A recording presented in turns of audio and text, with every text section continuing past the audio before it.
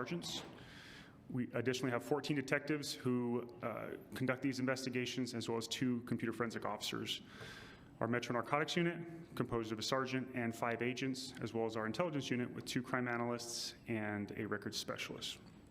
So just go into a quick description of these sections. Our Metro Narcotics Unit is their primary focus is to combat the drug trafficking and the dealing here in Las Cruces and Doña Ana County. It's comprised of Las Cruces Police Department, Doña Ana County Sheriff's Office, as well as New Mexico State Police. Our intelligence unit, if you scoot down to the bottom of the page here, they do a collaboration with our investigative unit and our records section where they review reports, look for trends and identifiable means where we can follow up on some of this information in a timely manner and try and get a quick response.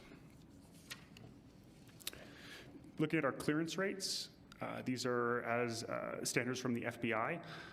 As you can see across the board, just so everyone knows if they can't read the bottom, LCPD is in blue. So as you can see from all the categories from the standard reporting system, we are ahead of not only the nation, but also our region as far as clearing cases. Murders at 100%, sexual assault 53, robbery 38, aggravated battery 56, burglary 20, felony larceny 23, and motor vehicle theft 25%.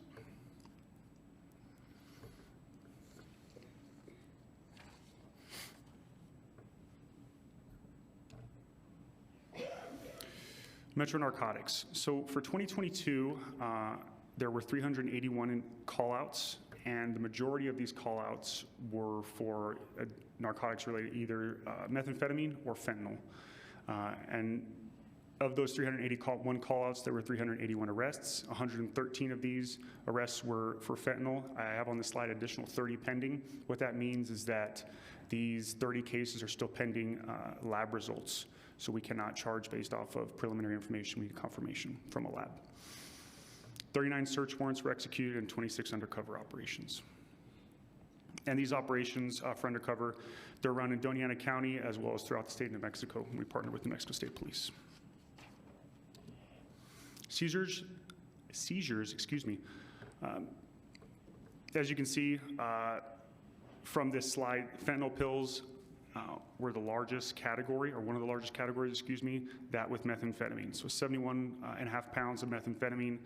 Cocaine came in at 9 pounds, almost just over 69,000 fentanyl pills.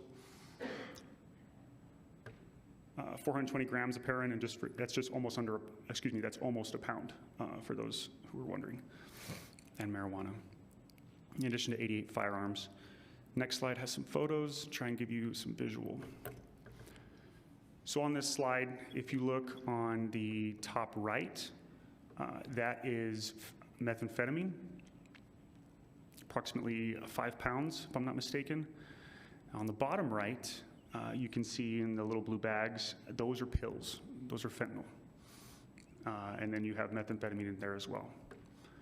These are all seizures and recoveries from the Las Cruces Doña Ana County Metro Narcotics Unit. They're doing an outstanding job from what I see, and Chief would agree with me on that. If you look at the top left, the seizure alone was over 31 guns, as well as $10,000 in cash on one stop.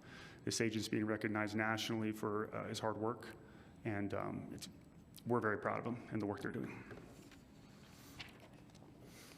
And I've included this slide for some educational purposes for those who do not know. I know throughout the years everyone's heard marijuana, cocaine, methamphetamine, and everything else, but fentanyl is relatively new to those who are unaware of it. So fentanyl is an extremely powerful synthetic opioid. It's about 50 times stronger than heroin and 100 times stronger than morphine. Now there are two types, excuse me, of fentanyl. There's that which is pharmaceutical grade and is produced in a pharmacy or from pharmacy companies, and it's used for medical purposes, cancer, heavy surgeries. It may be prescribed. Then you have illicitly manufactured fentanyl, which is what we're running into on the streets and in our daily work, and that is the kind that's clearly made illegally. It's often added to other drugs to increase its potency. It's very addictive properties, and it's a very low cost.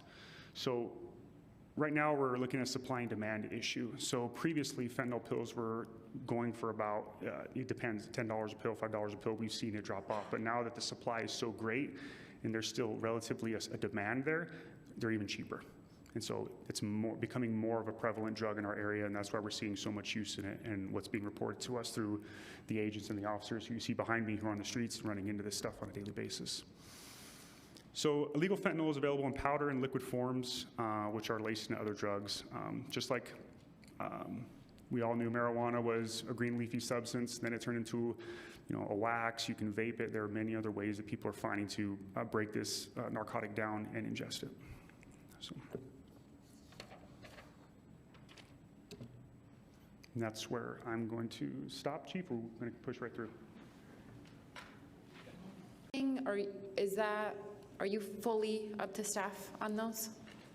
Mayor, Councilor Bencomo, our investigations unit is currently staffed for 20 detectives. We are sitting at 14 right now. Okay. And for transparency, I have 4 that could retire. Oh, so okay. We're constantly pushing for bodies.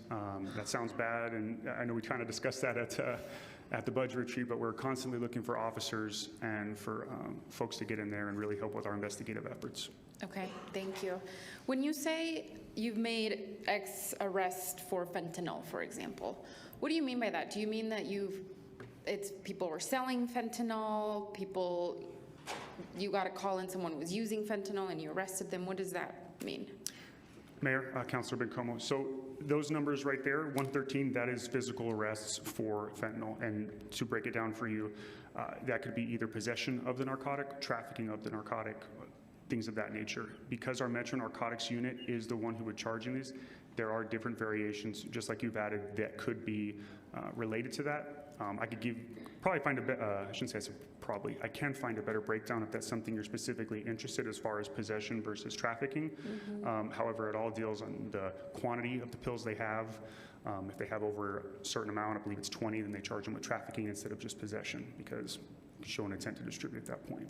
Thank you. I'd be interested in that. I've learned more about fentanyl than I would want to know about fentanyl from Officer Klimek, who's been telling me a lot of these stories just about how cheap it is and all of that. So I would like to see those numbers just to understand better.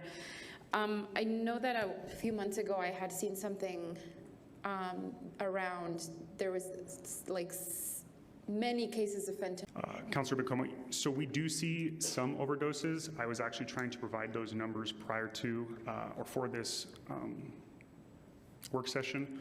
So when you're looking at deaths, the Office of the Medical Investigator, which oversees the entire state of New Mexico, they report out for the county, and it's hard to differentiate between what exactly is an OD for fentanyl or another narcotic until they're back from the lab for these after an autopsy.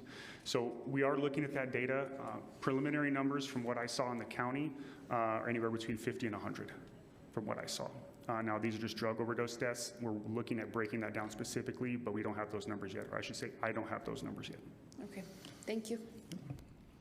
I have go ahead, Mayor Pro Tem. Go ahead.